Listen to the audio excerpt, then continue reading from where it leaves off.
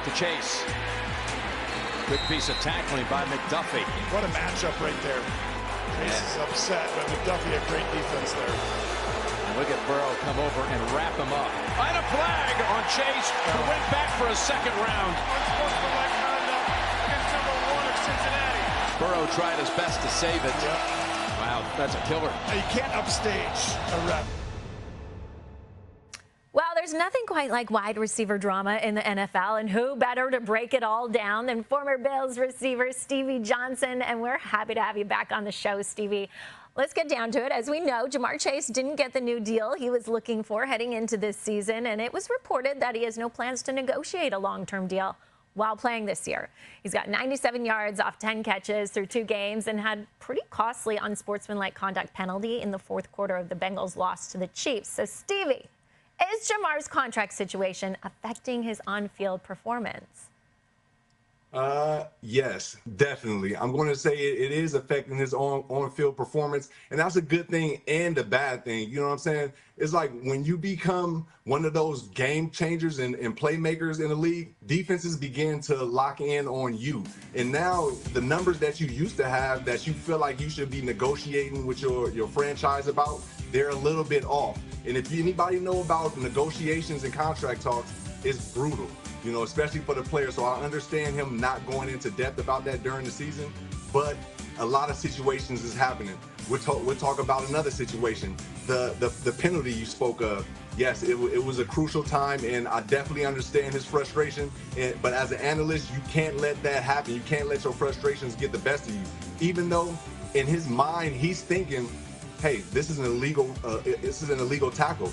You know, we've been over meetings over and over and over about why this tackle is illegal and how it can ruin anybody's career.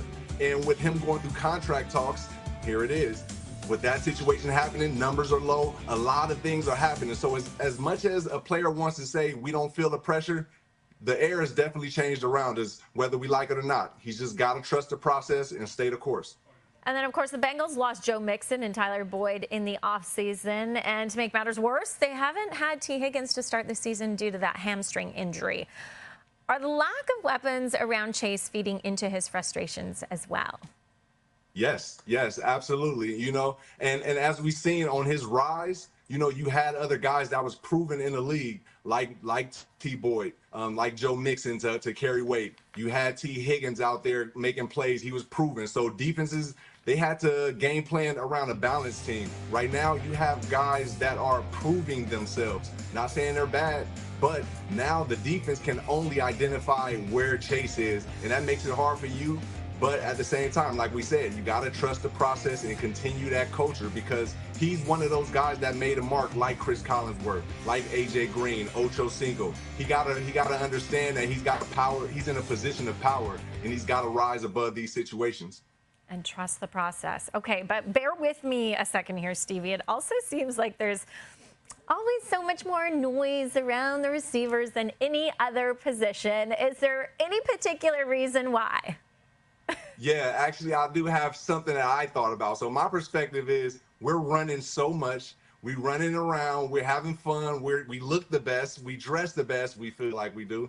And we rarely get hit. You know, sometimes we get hit, but not all the time. And I think those hits are what humble players, you know, and with us running around so much, we feel like we need the ball more and more. You know, I kind of identify that as disciplining your child. I'm not saying hit them. I'm just saying, if your kid know that they're going to have a timeout coming, if they do something wrong, they're most likely not going to do what they was going to do.